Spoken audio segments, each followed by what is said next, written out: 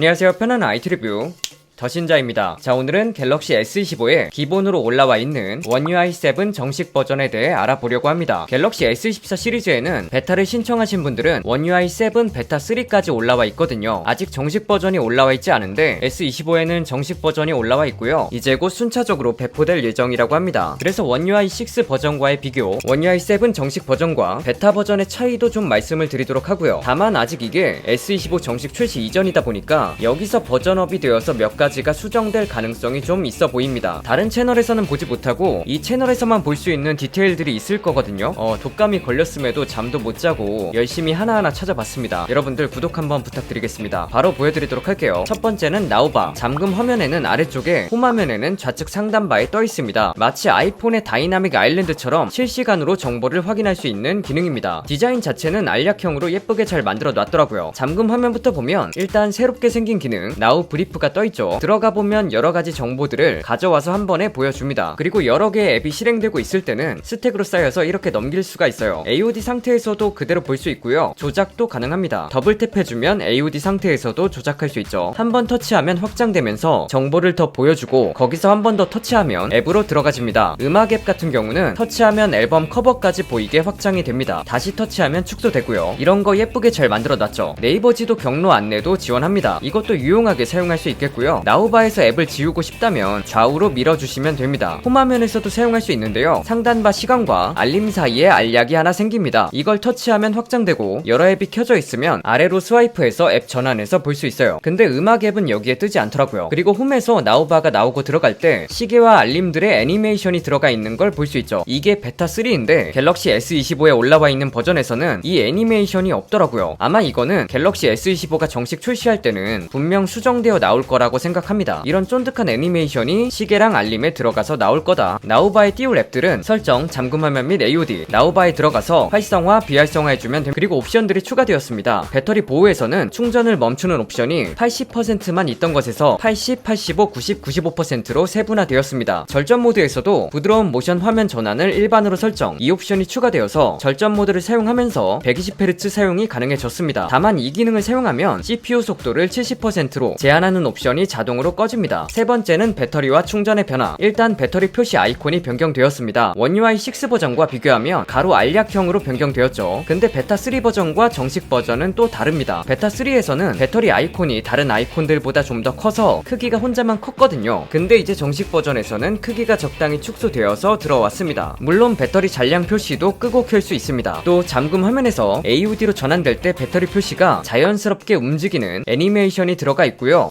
그리고 충전 애니메이션이 기존에는 이렇게 가운데에 원으로 떴잖아요. 근데 이제 잠금 화면에서는 나우바의 알약형으로 물결 치면서 나오게 됩니다. 상단에는 이렇게 표시되고요. 홈에서는 가운데에 표시되던 것이 사라지고 우측 상단 배터리에 튀어나왔다가 들어가는 것으로 변경되었습니다. 그리고 충전 소리도 변경되었죠. 기존 One UI 6 버전의 소리는 이렇습니다. One UI 7 버전의 소리는 이렇습니다. 좀 더 화려하게 변했고요. 충전 속도에 따라서도 차이가 있죠. 초고속 충전일 때는 좀 더 화려해집니다. 네 번째는 시스템 소리의 변경. 일단 벨 소리가 달라졌어요.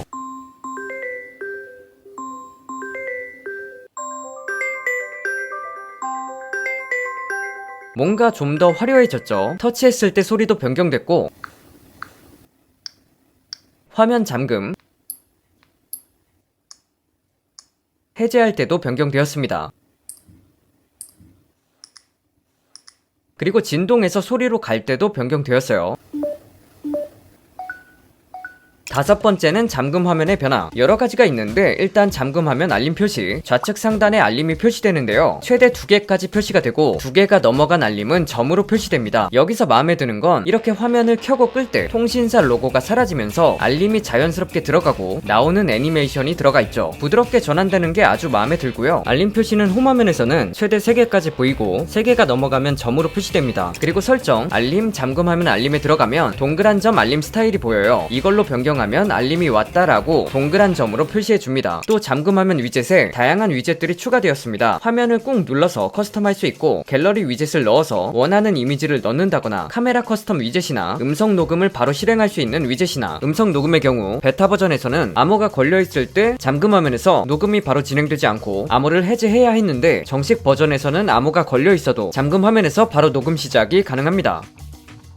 잠금화면 커스텀도 좀 더 깔끔하게, 시계도 가늘게, 굵게 등 선택이 가능해졌고요. 스타일도 좀 더 다양하게 움직이는 시계도 추가되었습니다. 여섯 번째는 홈화면의 변화. 일단 아이콘들이 변경되었죠. 기존에 좀 평면적이던 아이콘들이 입체적으로 변경이 되었고요. 좀 더 화려하게 색들이 입혀진 걸 알 수 있습니다. 귀염귀염하죠? 그리고 앱 전환 애니메이션이 좀 더 부드러워졌습니다. 이렇게 앱을 전환하는 거 있잖아요. 베타 버전에서는 앱을 새로 실행할 때는 좀 버벅이던 것이 이제는 이렇게 앱을 모두 종료하고 새로 실행하는 상황인데도 터치 씹힘이 많이 줄었습니다. 카메라 실행할 때도 많이 좋아졌고요. 위젯도 둥글둥글하게 변했습니다. 이거는 저는 굉장히 만족스러워요. 디자인 자체가 깔끔해 보이죠. 베타 초기에는 없었던 4x1 위젯도 추가되었고요. 또 꾹 눌러서 설정에 들어가면 배경을 없애서 투명으로 할지 다크 모드로 할지 투명도를 조절하는 것도 개별로 가능합니다. 이렇게 2x1 사이즈의 위젯도 추가되었고 위젯 스택 쌓아서 좌우로 넘겨서 볼 수도 있습니다. 또 디데이 위젯을 추가할 수 있게 되었고요. 이렇게 2x2 위젯은 설정에서 모양 선택이 가능해서 위치에 맞게 모양을 선택해보시면 좋을 것 같습니다. 폴더도 변경되었습니다. 이렇게 꾹 눌러서 폴더를 확장, 축소할 수 있고요. 주변에 공간이 있어야 크기를 키울 수 있습니다. 키운 상태에서는 폴더에 들어가지 않고도 바로 앱을 실행할 수 있고요. 그리고 화면을 꾹 눌러서 설정에 들어가면 홈화면 설정이 보여요. 원래는 군락에 있던 기능이 여기서 조절이 가능해졌습니다. 앱 크기 조절 가능하고요. 앱 라벨, 위젯 라벨, 앱과 일부 위젯의 이름을 지우는 것도 가능합니다. 깔끔한 홈화면을 만들 수 있겠죠. 또 앱 목록도 변경이 되었어요. 기존에는 무조건 가로로 넘기게 되어 있었다면 직접 설정은 가로로, 가나다수는 세로로 정렬됩니다. 그리고 검색창이 기존에는 위에 있었지만 이제는 아래로 내려와서 한 손으로 컨트롤하기에 좀 더 쉬운 위치로 변경되었습니다. 최근엔 목록 같은 경우도 스택형으로 바뀌었습니다. 3D 느낌이 나도록 디자인되었고요. 넘길 때 아이콘이 쓱 나오는 애니메이션도 추가되었습니다. 그리고 가로 모드, 기존의 가로 모드는 좀 아이콘도 작고 뭔가 옹졸한 느낌이었다면 이제는 아이콘도 그대로 가져가고 하단에 배치된 앱들은 아이콘만 돌아가면서 깔끔하게 배치되게 변경되었습니다. 이건 꾹 눌러서 설정에 들어간 다음 아래에 가로 모드로 회전, 이걸 켜주시면 됩니다. 그리고 엣지 패널을 꺼내보면 AI 셀렉트라고 보이는데 기존에 있던 스마트 셀렉트가 기능이 업그레이드 되면서 이름도 변경되었어요. 티켓을 읽으면 일정 추가가 뜬다거나 번역해야 할 상황에서는 번역 옵션을 띄워준다거나 상황에 맞게 기능을 제공해주게 되었습니다. 일곱 번째는 빠른 설정창 알림창의 변화. 기존에는 이렇게 위에서 쓸어내리면 빠른 설정창이 가장 위에 보이고 그 아래에 알림이 떠 있었잖아요. 이제는 좌측에서 3분의 2 지점까지는 내리면 알림, 나머지 우측 3분의 1 지점은 빠른 설정창이 내려옵니다. 좌우로 스와이프하면 빠른 설정창 알림 전환 가능하고요. 이거는 예전처럼 바꿀 수도 있어요. 우측에서 내려서 편집에 들어가고 빠른 설정창 설정 여기서 함께 보기를 누르면 기존처럼 보이게 됩니다. 그리고 따로 보기에 화면 왼쪽 상단 내려 열기가 추가되었어요. 이걸 켜면 반대로 좌측에서 3분의 1 지점까지 빠른 설정창, 나머지 3분의 2가 알림이 내려옵니다. 알림창을 내릴 때 시계가 확대되면서 들어오는 애니메이션도 생겼습니다. 알림을 보면 전체적으로 알림이 커졌고 또 둥글둥글하게 변한 걸 볼 수 있습니다. 같은 앱의 알림은 스택으로 쌓여서 누르면 확장되는 형태고요. 빠른 설정창은 토글 버튼들이 전체적으로 커졌어요. 편집에 들어가면 순서를 마음대로 변경하는 것도 가능하고요. 밝기나 볼륨 제어도 둥글둥글하게 변한 걸 알 수 있죠. 홈에서 보이는 볼륨도 달라졌고요. 또 이렇게 버즈를 사용하고 있다 그러면 여기에 버즈 표시가 뜨죠. 이걸 꾹 눌러서 버즈 제어가 바로 가능해졌습니다. 이거는 잠금 화면에 있는 나우바에서도 제어가 가능하도록 추가되었어요. 편의성이 좋아졌습니다. 여덟 번째는 카메라의 변화. 일단 카메라에 있는 설정들이 기존에는 위에 위치했다면 이제는 아래쪽에 팝업 버튼으로 들어오게 되었습니다. 사진, 동영상을 바꾸는 것도 셔터 버튼 아래로 내려왔고요. 노출 제어도 바로 가능하도록 추가되었고요. 또 기본적으로 2배 크롭 줌 옵션도 군락에서 설치하지 않아도 보이게 됐고요. 더보기의 경우도 아래쪽으로 다 내려오게 됐죠. 그리고 정식 버전으로 오면서 프로 동영상에 있던 부드러운 줌 기능이 일반 동영상으로 들어오게 되었습니다. 동영상 촬영하고 우측에 플러스 돋보기를 누르면 되는데요. 기존에는 각 렌즈에서만 부드럽게 확대 축소가 되었다면 이제 일반 동영상에서는 각 렌즈가 배율에 따라 자연스럽게 전환이 되면서도 부드러운 줌 인아웃이 가능해졌습니다. 이렇게 얼마나 당기느냐에 따라 속도 조절도 가능하기 때문에 원하는 연출을 할 수 있고요. 이거는 많이 써먹을 것 같습니다. 가상 조리개 기능도 추가되었습니다. 엑스퍼트 로우 앱을 설치해 주셔야 하는데요. 들어가서 오른쪽 실험실 아이콘 누르고 F 아이콘을 누르면 활성화됩니다. 이렇게 가상으로 조리개를 조절할 수 있고요. 사용해보면 생각보다 잘 나와줍니다. 그리고 카메라 설정, 고급 동영상 옵션에 보면 음원 재생이라고 추가됐어요. 촬영하는 동안 틀어놓은 음악이 중지되지 않는 기능으로 쇼츠나 릴스 촬영하시는 분들에게 유용한 옵션이지 않을까 싶습니다. 9번째는 사진 기능. 일단 갤러리 앱의 아래에 보면 아이콘들이 각 메뉴에 추가된 걸 볼 수 있고요. 이렇게 갤러리 서치를 통해 캘리포니아에서 먹은 고기 찾아줘